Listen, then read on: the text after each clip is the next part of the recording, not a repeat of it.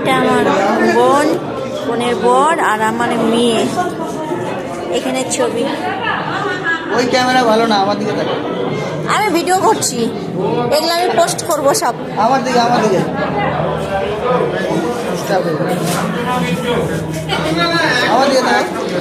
এখানে আমার একটা ভাস্তা, একটা ভাগনা।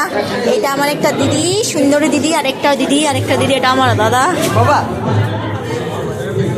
এখানে সব ক্যামেরাম্যান। এখানে তাহই মা হয়ে বসে আছে, তাহই মশাই। এটা একটা আমার দিদি হয়।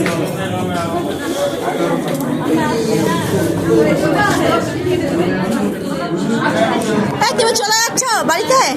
বাড়িঘাটে